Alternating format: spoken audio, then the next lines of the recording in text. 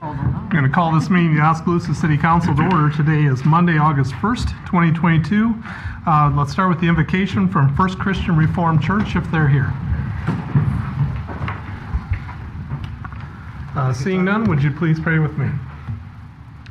Heavenly Father, as we assemble here tonight, we're blessed to be meeting together. We ask for your guidance and blessing on our state and national leaders. Please bless them with a spirit of grace and cooperation as they work through many challenges. Tonight, we're here to do city business. We have several board and commission openings, bills to pay, great places recognition, and decisions to be made for the long-term future of our city. So we ask that you look down on those who have felt you're called to be in attendance. For the council members and staff, please bless us with quiet and considerate attitudes, well thought out deliberations, and ultimately decisions that are best for all concerned. Please bless those in the audience and watching the broadcasts, the leaders of businesses and organizations who have the vision and commitment to help the city, the countless volunteers who are motivated to help, and informed citizens who have given us the privilege of their trust and support. Tonight we assemble to combine the talents you've given us for the benefit of Oskaloosa, so may the words of our mouths and the meditation of our hearts be acceptable in your sight. Amen. Would you join me in the Pledge of Allegiance? I pledge allegiance to the flag of the United States of America and to the republic for which it stands, one nation under God, indivisible, with liberty and justice for all.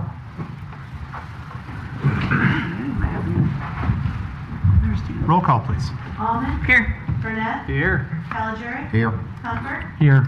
Dross? Here. Hermson? Here. Ocean? Here. Okay, thank you. Getting caught up here. Okay.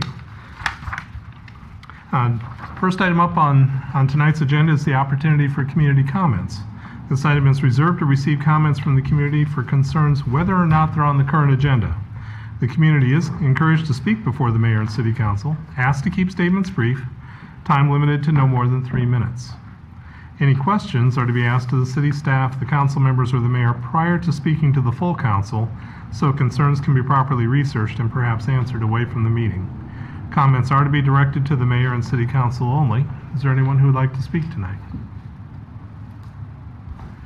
Okay, seeing none, I'll move on to the next special presentation from the Iowa Great Places folks.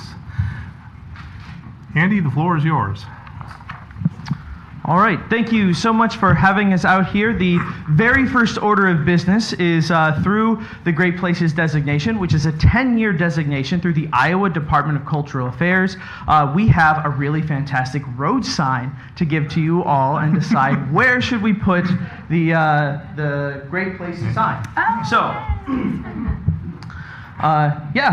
I don't know where the best place is. We'll kind of leave it here by the door, but this is for you all to display so that anyone who's coming by, whatever weary roadside traveler there is, they know there's a great place here to hang out.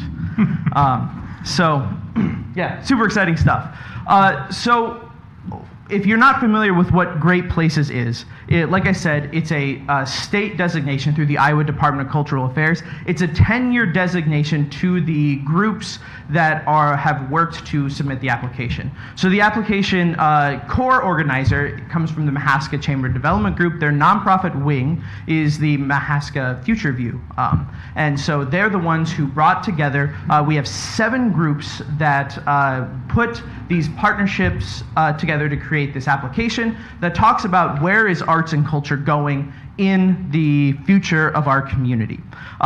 At its core, the Great Places designation comes back to something that the state uses to help build community pride in communities across the entire state. This idea that if you are a great place, you have the opportunity to share that with as many people as you can and be really proud of that. I know most of us sitting here already really think Oskaloosa and the wider Mahaska County is a great place, but this is an opportunity for us to shout to every single place in the state that this is something that we are. On top of that, there are going to be a series of projects at the Great Places Committee from those 7 groups that Marion will talk about here in a second. There will be some special project funds that will be available so that we can move forward with our arts and culture sector together.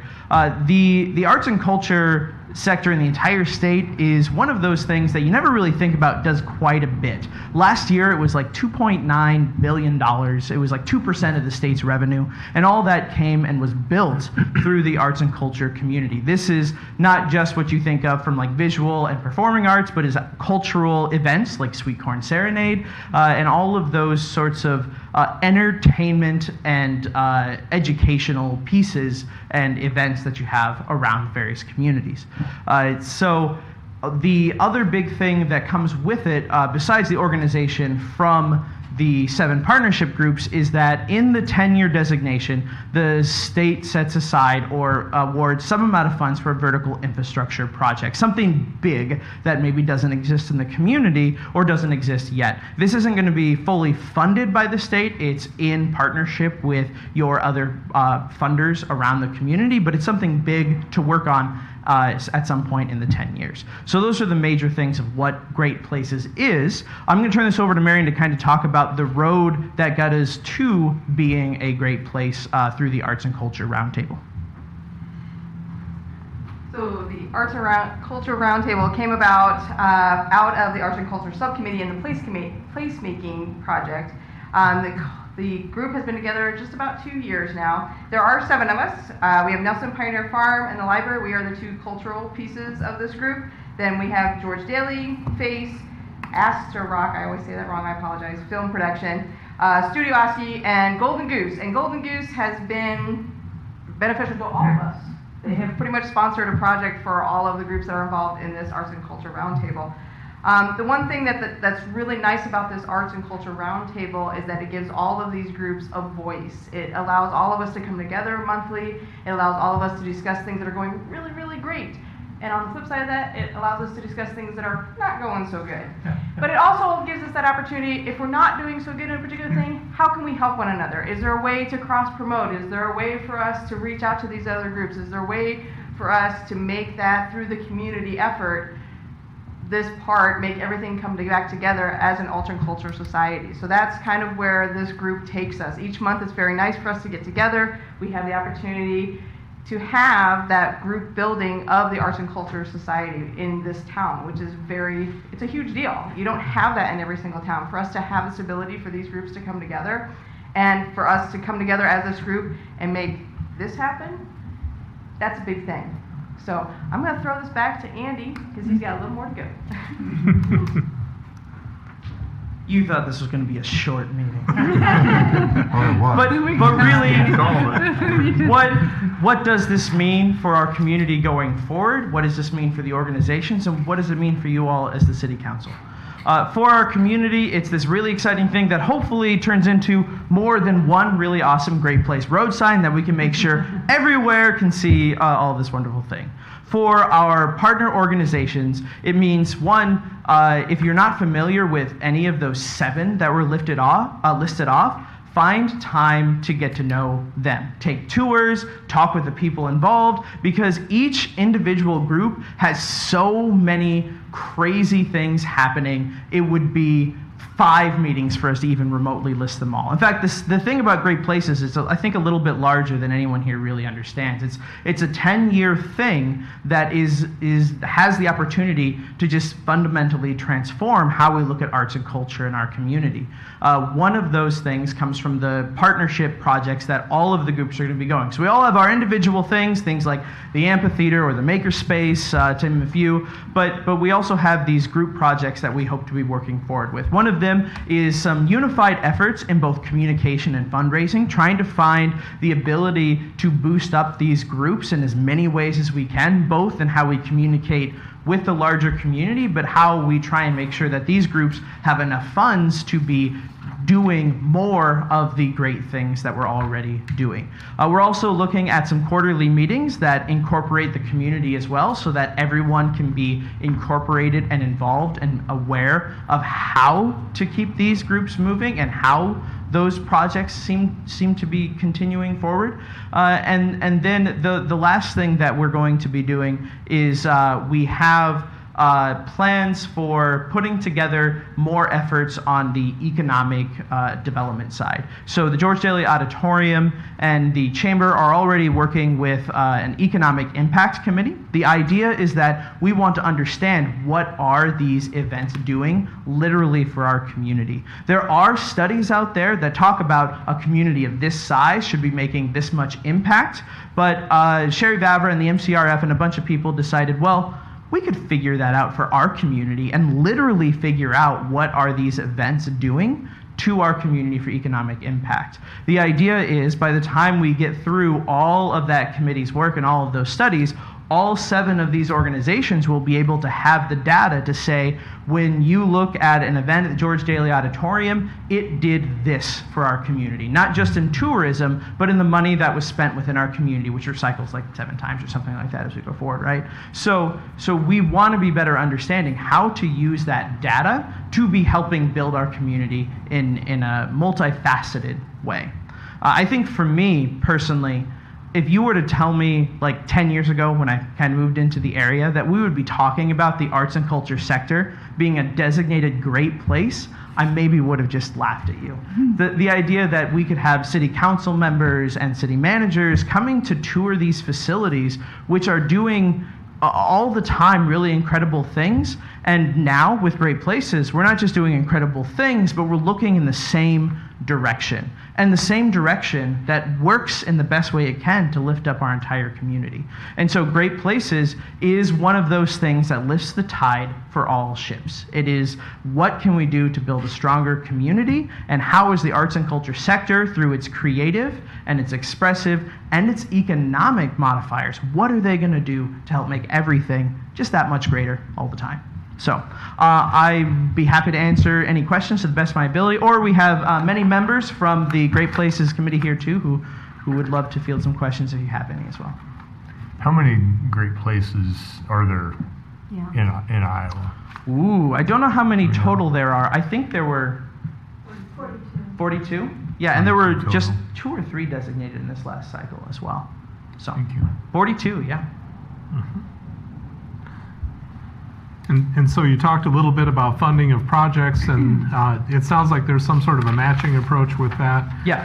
And so does the state of Iowa have a designated pool of money already set aside for this sort of thing? The way I understand it, and I'd be open for any other understandings, but that kind of changes from year to year. So they do have funding available for individual projects. For the larger infrastructure project, that also changes. It kind of depends on what city budgets are, what else is happening. And also, there are, like I said, a few other cities that are in sort of our class. So at some point in that 10 years, all of us have that opportunity, and I'm imagining they're not going to want them all to be like year 3 or year 4, so it would depend on who else is applying for those things as well. Makes sense. Also, Mayor, I think also give us more points in regard to other funding opportunities we pursue in terms of grants.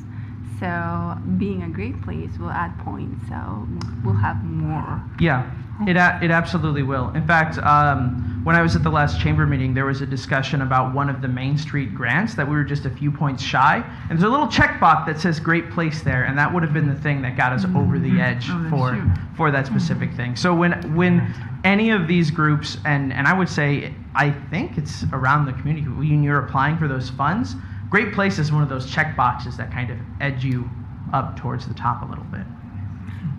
Lisa, you had something? Yeah, I had several questions, and I was on the State Historical Society board when this first started, and Dubuque was designated a great place. And then the concept was sort of not an award, but a project, and it was an idea that the arts and culture can't operate in isolation, okay? Woodstock, for example, was a logistical nightmare, okay? Great concert, but were there roads and parking and sewage and that? And so in Dubuque, they wanted to get that. They needed highway access, they needed lodging, they needed all of those ideas, because the thought was arts and culture can't operate in isolation. So with that said, how has this changed or not over the years? Is this a designation, an award, or is this a project that city council needs to be involved in? So the designation comes with an application that lays out a bunch of different projects and goals for the 7 groups. So Okay. like the projects towards trying to find a unified communication point. We've talked about, being very early in the process, we don't have a lot of details, but we talked about, do we want to work with the community to develop some sort of app or some sort of website where all of that information is going into one place? So I would say maybe it's evolved from, if I'm understanding your comment correctly, it's not just a singular project, it's multiple projects, and it's multifaceted depending on the organizations. The George Daly Auditorium, as an example, we talked about how we eventually would like to be putting together some kind of youth for youth by youth conference. That is one of our goals as we look in the next 10 years. Each organization at varying levels have different goals that are part of that designation that we'll be working together to try to achieve. And I would add also, we went in as a whole community or whole city. The other places like Washington, I think there was just a cultural district Okay. that is going for the And I've application. heard that designation before, so. So I had the opportunity to attend the presentation of these folks, and when I got done, it's like I wish it was available to everyone in our community to hear that presentation. I mean, you really did yourselves, well, obviously you did yourselves proud. We got it, right? So, I mean, it was truly, it was a somewhat of an enlightening thing. You live in a community and you don't know everything that's going on in the community, and maybe sometimes you take it for granted as well. And so it was, and I got to be honest, I grew up in the sports world, right? So the art stuff was like way out there somewhere. And as you get older, you become more appreciative of it, right? So, and so I just like to say thank you for all your efforts, because you really did us proud that day. I wish there was a way, and you have a video crew. I mean, you know, the gentleman that I would challenge you to, you were talking about communication, find a way to somehow take that presentation and be able to have it available for people to look at in the community. I think that would be, because I really did feel good after that event that morning. So, Well, again, congratulations to all of you. Well, thank you very much. Yeah. One of the things we have talked about, again, this is sort of in the early stages, can we create the opportunity for more people to go on the tours that you went on and Yeah. to see the presentation Right. that you went on? Yep. Because it was a pretty select group Yep. among the great places. And I'm always happy to be representing us for the state, but what was very special for me was that to have you there and to have other members of our community there, because you're the ones who experience it first, or the ones we want you to experience it first. So to have you there and be enthused about it, that's exciting. So thank you. I imagine there's a written plan or proposal that was done? Yes. There's something that we could see? Yes, yep, we could definitely make Okay. that written proposal available. Okay. Yeah. Does it have a little heft to it? I'm guessing. There are actually I gotta two knock the costs plans. down. There is the one that was submitted to the state because you could only have so many characters, and then there is the full one that has like a depth of history and it goes into all these things, and that was, I don't know, it was like 20 pages or more. Like, what was the big one? A 20-page. There you go. So we can give you the annotated version, or we could give you the full stack if you'd like. So Okay. Would you be willing to introduce the people on the committee that are here tonight? yes, yeah. So we have Vicki Collette from the Golden Goose. We have Brant Bowman from the Art Center and Face of Mahaska County. We have Allison McGuire from the George Daly Auditorium. Mia Reed, who is with the ArtsTech Consulting Group, who's been working with us. She and Beth Danowski from Musco are the ones who pulled together all of the different narratives to go into the application. They kind of synthesized the process, if you will. And we have Brian Terrell from the Studio Oski and the Barley Building here with us. And Marion from the library. Yeah. Not here is Margaret Spiegel from Nelson Pioneer Farm, and Max or Paola from Asterox Productions. So, Very well done. thank you so much.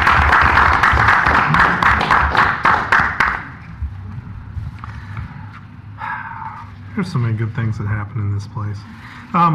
Okay, moving on in our agenda.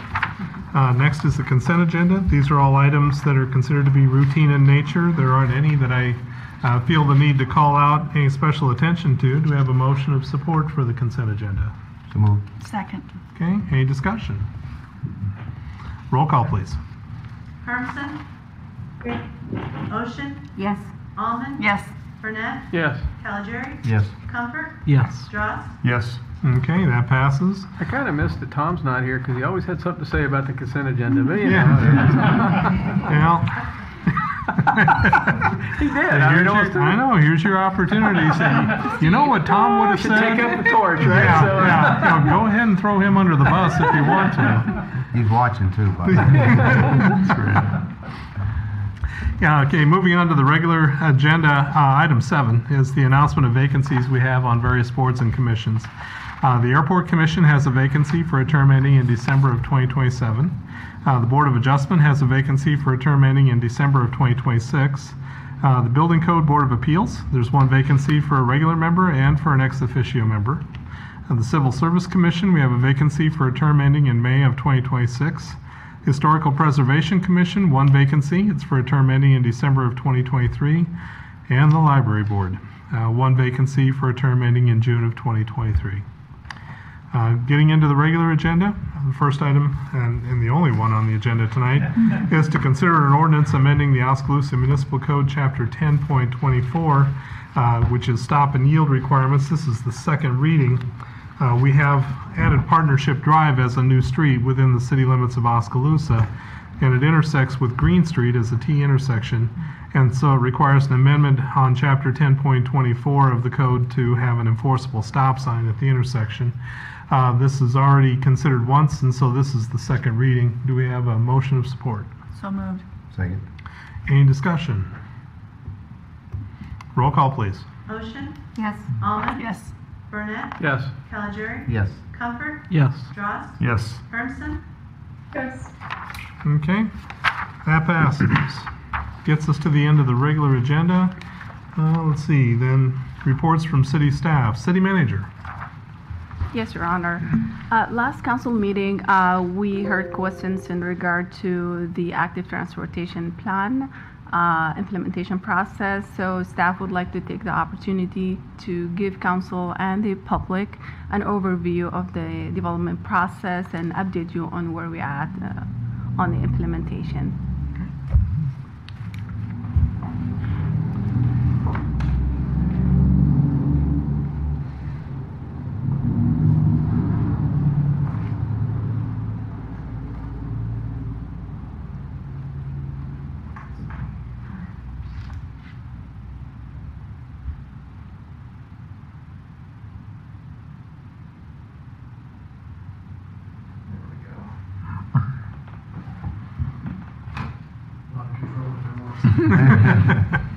Thank you, Mayor and Council. Good evening. I appreciate the opportunity to speak to you. So, shortly after the last council meeting and that all that conversation about the sidewalks, I was asked if I could present on the active transportation plan.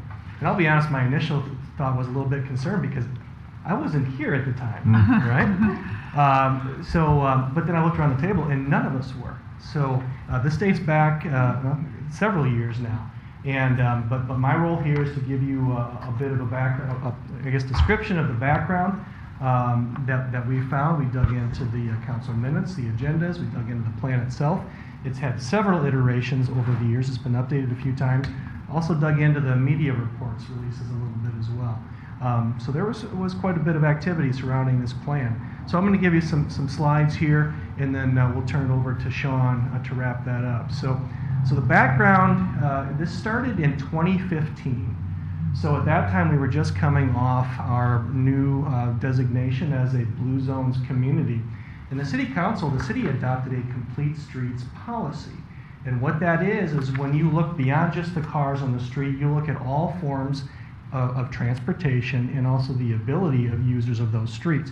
And a good example of that is our South D Street. So if you recall, that street was rebuilt. The lanes, the travel vehicle lanes were narrowed. We added green space, additional parkway. We added trees to make that a tree-lined street. We've got a sidewalk on the west, and we've got a multi-use, extra-wide trailer path on the east side. It's got ADA accessible entrances at all the curb intersections. It is available to all users of varying types of modes of transportation along that route. So we adopted that in 2015, and then we have this group called the Oskaloosa Bicycle Coalition.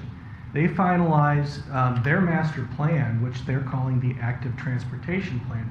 And it's called that because it's not just looking at bicycles. It's also looking at pedestrians, people who walk or run to get around or for activity and exercise. Also that year, the City Council adopted that plan, and they had to pledge their support to further that plan. And they did two things. They pledged to add sidewalk connections, and they also pledged to allocate funding every year to help accomplish that goal. And also around that time, and I'm sure you've heard this term, safe routes to school. That was a big nationwide push at that time. So you'll find elements of that initiative within the plan. And then also the Iowa DOT was finalizing their requirements for what we call the ADA panels, the Americans with Disabilities Act. They're finalizing what those panels need to look like and how they're installed. They're those truncated domes at the corners, all of our ramps at street intersections. That was finalized around that time as well, and some of our funding is allocated for that program. But before we got to that, it even goes back further than 2015. There was quite a bit of planning that went involved in public input.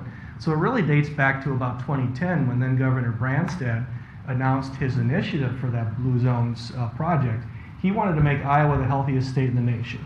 So he announced the program and some possible funding that was involved. So there was a task group, local group of, I guess, advocates that were really pushing to get that designation. They submitted their application for the first round, and it wasn't funded. So it was denied in 2011, but they continued to push for it. And in order to show that public support, they decided to hold a community readiness forum at William Penn campus. And that was in 2012, and they resubmitted their application after that, and it was approved. So the city was designated Blue Zones community in 2013. So they organized a public kickoff event that was held at the high school, and from what I can tell, that was a pretty big deal. They had several speakers lined up on stage. They had lots of graphics in the background. They had food cooking and preparation demonstrations. They had a couple celebrity chefs. Mayor, I don't think you were invited for that. But not as a chef. However, it was one of the speakers that day. You were? Excellent, excellent. So that took place at the high school, and then the city council also held a public hearing that same year. So they passed their resolution of support for Blue Zones. From what I've gathered, it was not unanimous. I think there was some contention there, but nonetheless, it did pass. And so the city moved forward with that. And then there was this larger group of stakeholders that was assembled. This was 30 people that got together, included the mayor, included one council member. I think it was Tom Wally, if I remember correctly. They set up shop at the hospital and started working on this master plan, and that's what became the Active Transportation Plan.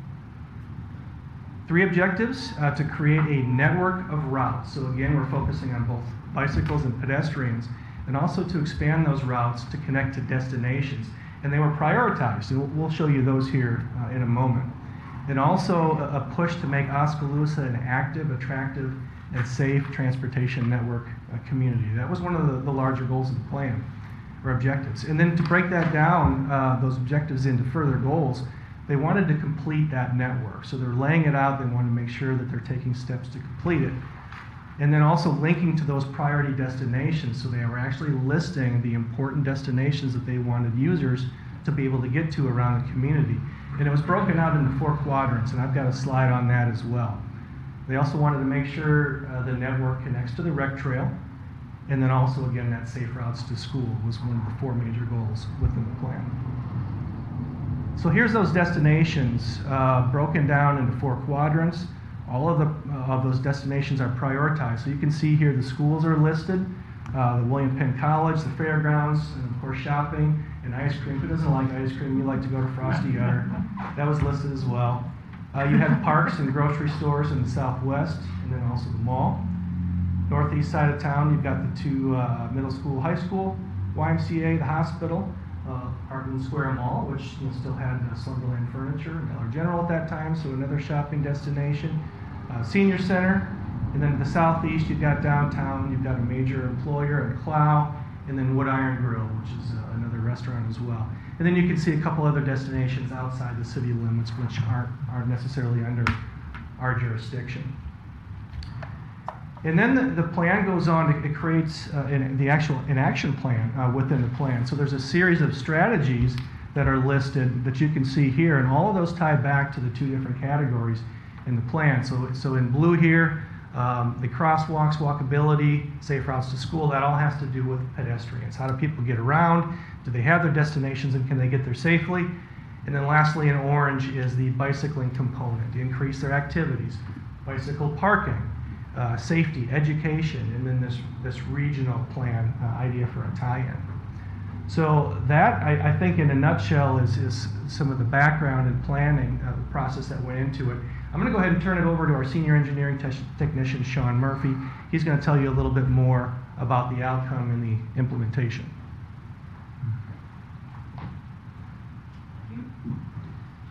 Thank you, Sean. I'm Sean Murphy, the senior engineer technician. So the sidewalks that we discussed earlier, they were prioritized into 3 categories based on essentially what kind of connection they were making. So a connection that was from an existing sidewalk to an existing sidewalk was considered a priority 1.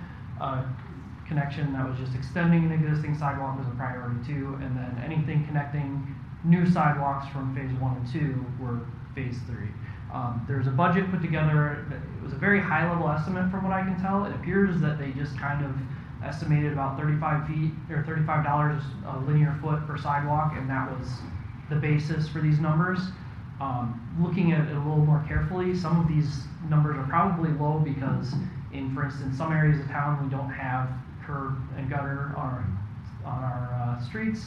So there's currently a ditch, and in order to create a sidewalk, you would have to do some major road reconstruction in order to deal with the ditch before you're going to be able to construct a sidewalk. But that said, this is how the priorities were done. For implementation, the total plan included about 150,000 linear feet of sidewalk. Now, for reference, our existing system was somewhere on the order of 300,000. So you're talking about building half the sidewalk the city already had, again, as a part of this plan. So it was a very long-reaching plan. It was not something that was intended to be done in 3 years or 5 years or 10 years. It was an overall long-term goal. That said, there was an annual CIP contribution, and originally was planned at $50,000 a year. Over the last couple of years, it's gotten reduced to about $25,000 a year. So there has been some reduction in that. That said, we've done what we can to utilize that. The decision on what specific location to do was considered a lot of factors. So the feasibility of construction using the funding was obviously a major stopping point for a lot of sidewalks. In some locations, just even though it was a priority, a phase 1 priority, it was not feasible to build there for some specific reason, and so that decision was made to not construct there. Kind of an example of why that's so important is one of the priorities that did get built was the sidewalk connection along the south side of A Avenue, right at the railroad crossing. That connection by itself was essentially half of the budget for that year, just to cross a very short segment of sidewalk across the railroad, but a very useful section, a very important connection that is in a busy area of town. So that was definitely used as one of the priorities. New developments were considered when we have new things coming to town, when there was something that wasn't necessarily there at the time that we were planning, making sure that if they were building new sidewalk, that was being connected in. There was also some amount that was not necessarily a new sidewalk, but taking existing sidewalk and either repairing it, for instance, on our sidewalk corners, putting in new ADA panels on corners where they're not existing ADA panels, so that those are accessible, or just using our assessment program for sidewalks to improve areas that just had deficiencies in the sidewalk, or in areas like D Street where we upgraded the sidewalks in order to be a more usable product for everyone. In addition to that, there were, at least in one case, there was consideration for the safe route to school, there was the opportunity to partner with the DOT and get funding so that we could split that funding 80-20 with the DOT in order to have a larger, more useful product. So current status of the planned 150,000 linear feet of sidewalk, we've completed about 10% of that.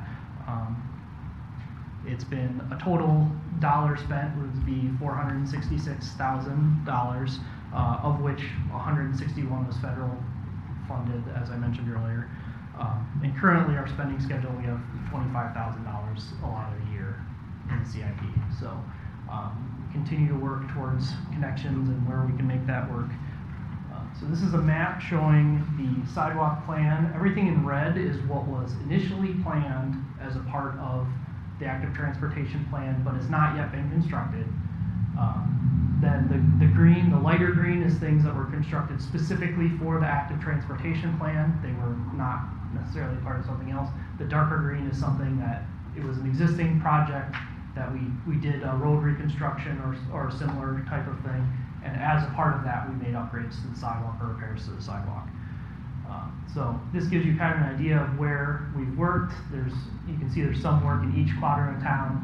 A lot of the decisions that were made were to connect to the trail, to just finish sections where there's small pieces that made a large difference in the connectivity, and just other opportunities where there was a more useful section of sidewalk to the public, rather than necessarily going from a connection to a connection just because it was a connection to a connection.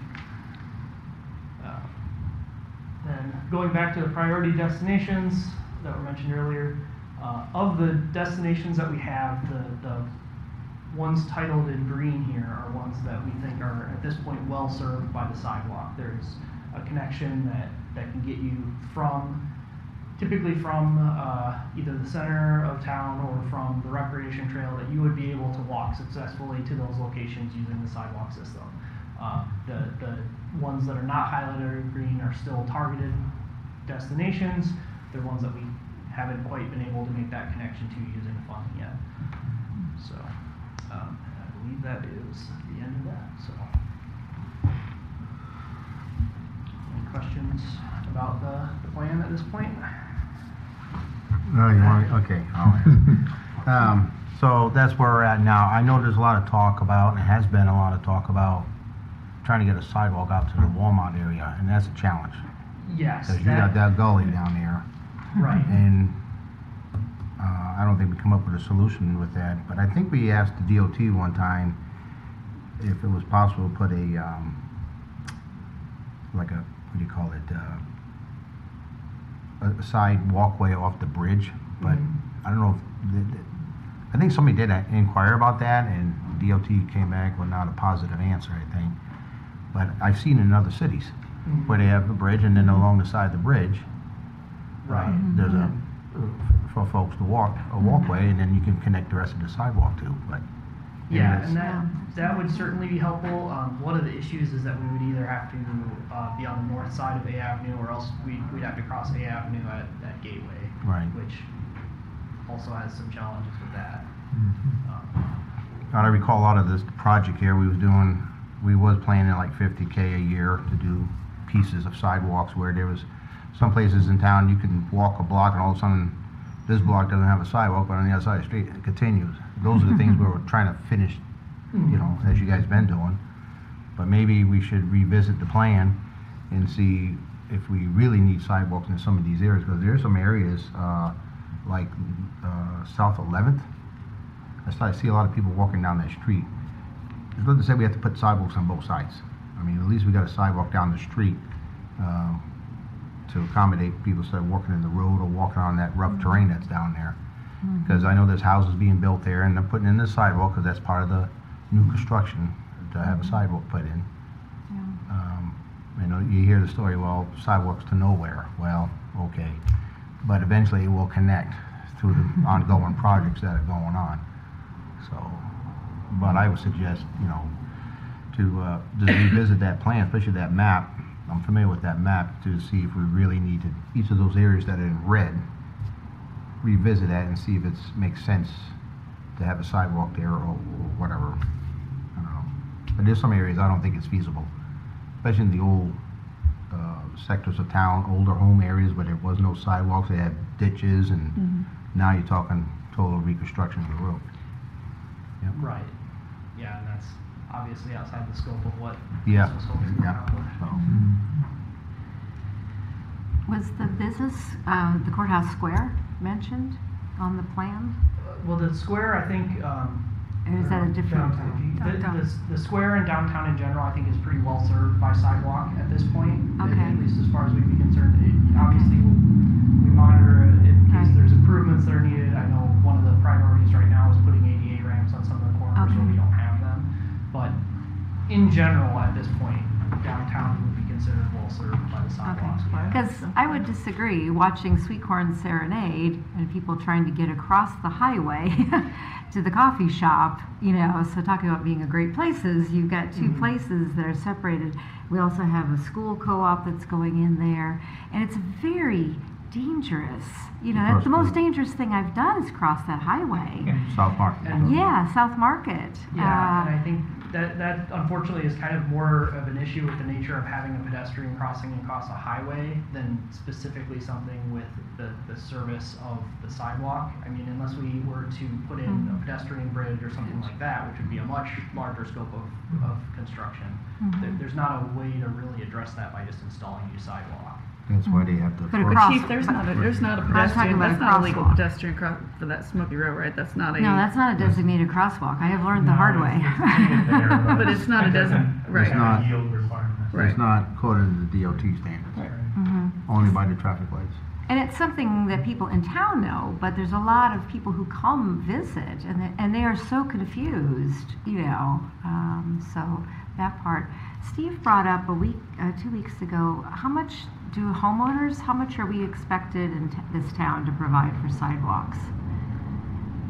So, Well, because in some towns you get an assessment and a sidewalk needs to be put in, and that's your, you know, I've been like leery of that since I bought a home here. Right. You know, I've understood the tree cutting and that, but I just have wondered what our policy is on that, you know. So as far as new construction, obviously by city code, new construction is required to put in a sidewalk at the time of construction. That is the responsibility of the developer. Okay. And then maintaining the sidewalk is also considered a responsibility of the resident. So if there are deficiencies in the sidewalk, we go through an assessment. We essentially show them these are the locations that the sidewalk needs to be repaired, and they are responsible for doing that. In places where we're putting a new sidewalk, where there had not been an existing sidewalk, where the original development did not have sidewalk involved, we incur the cost of installing that new sidewalk, and then it becomes the responsibility of the homeowner going forward. Okay. And I've just wondered too on crosswalks, like when you walk to the hospital, and that I have literally had to like run because people come flying up that hill and they don't see a white line to stop at. So we could have all the best sidewalks in the world, but if we don't have the connecting, you know, parts. Crosswalk by the hospital? No, as you cross the street, there's just no white lines. You know, I've had so many altercations, and I've lost weeks of my life on that spot just right there. And it's right by the hospital, you know, so it's a high traffic area. And there's a lot of little kids in those apartments, and there's just no way to, so.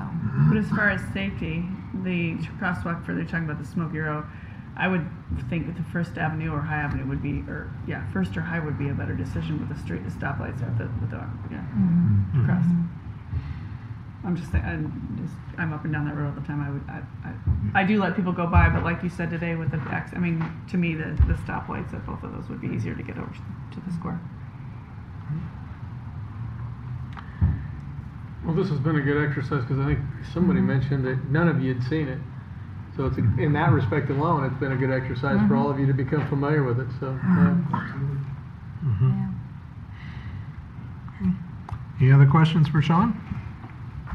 Well done. Well done. Thank Well you very done. much. thank you, appreciate it, folks. Okay. City manager, anything else? That's it, Your Honor. Thank you. Okay.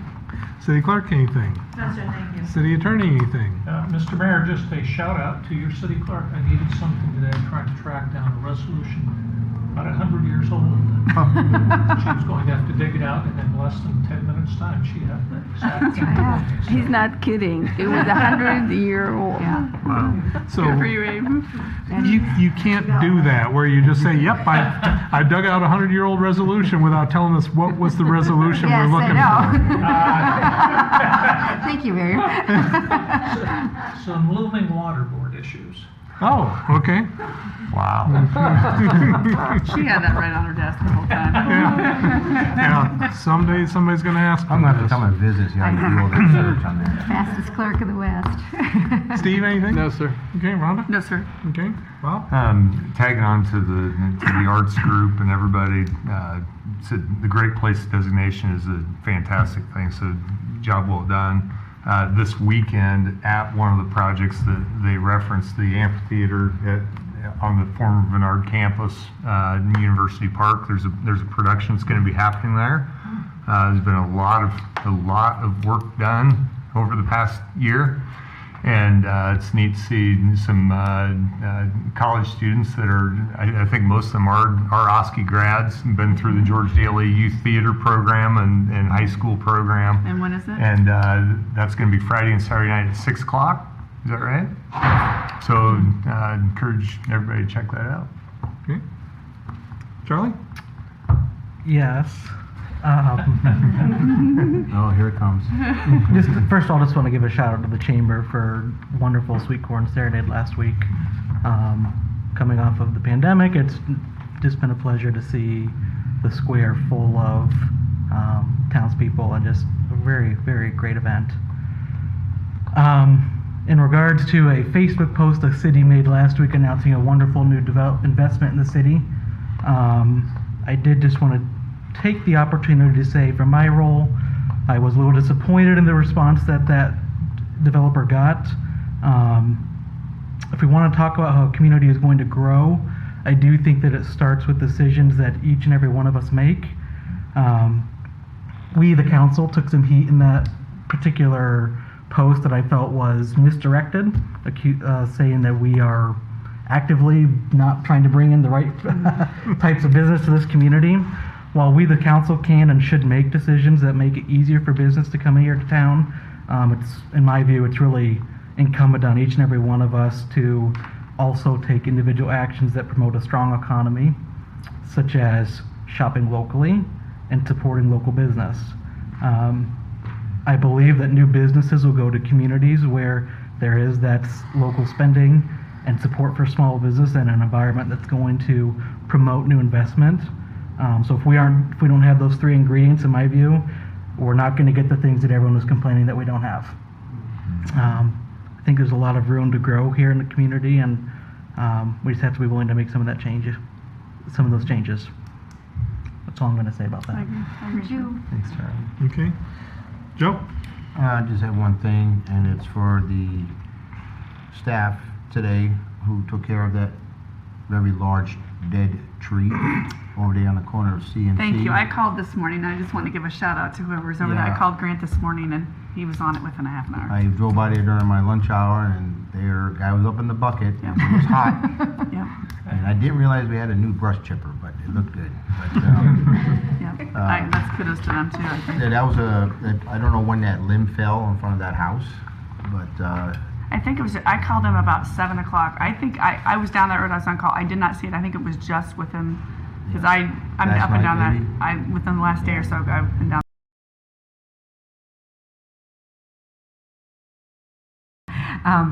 So just let us know what we can do on the council and that. And also, thanks for staying till the end of the meeting. Most people just sort of get up and go. So yet another point in your favor. So thank you. Janet? Ms. Janet? Janet? Yeah, I have two things. Sweet Corn Serenade was awesome. Yes. This was the first year in 3 years that we have sold out of hamburgers before 7 o'clock. So I think that was really neat to be able to witness that this year. It was nice to not have to give away hundreds of hamburgers, so I felt really good about that, just seeing the community come together. And then I did have a few residents ask me what the policy is regarding golf carts on the streets in the mornings, especially. They've had some that haven't been getting over, and it's been kind of causing some traffic issues to get to work. Yeah. There is a policy. I wondered on that too, because I saw a golf cart and The a golf dump carts, truck they're not right supposed to behind be it. on the It was- main state road. Yeah. Not on a state road, but they can be on a city road with They can a be on a- flag and a slow-moving sign. And to my knowledge, they're not required to get over. They share the road with everybody else. Is that correct? They are generally expected in their slow-moving vehicles to move to the right whenever possible so that they can allow for easy passing, but they're not required. Yeah, I was gonna say is that I don't think that's in the code. I mean, I own a golf cart. I do get over, but and then I mean, not to make light of it at all, but living in Minneapolis and Kansas City at one point in time, and then somebody talking about they're causing a traffic problem is kind of silly, really. I mean, quite frankly, I don't mean to make that light of anything, but you need back to feeling grateful for living in Oskaloosa and not having to deal with traffic. So, yeah. So just the reminder of driver courtesy. Yeah, absolutely. That if you are driving a slower vehicle, please, make room for the folks to get around you as time be. And I'd be remiss if I didn't compliment as well the feel of the community with Sweet Corn Serenade happening, and then the Great Places Committee. That there are times when I, as mayor, receive a lot of compliments, and these are the sort of things that generate those things.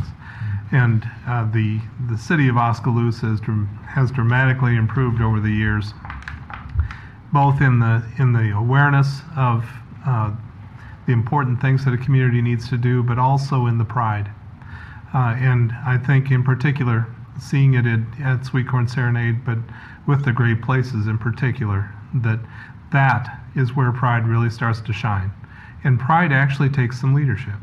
People have to show they're proud in order for other folks to join in and be proud as well. And then once that virtual cycle gets going, then people take care of their stuff and they hold themselves to a higher standard and see what they can do to help out their community.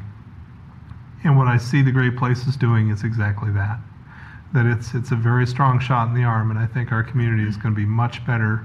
It's already better now, but it's going to be much better in the near future as a result of your efforts. And so again, very well done by everyone involved with these community activities. That's all I got. Anybody got a motion to adjourn? Moved. Second. All in favor say aye. Aye. We're adjourned.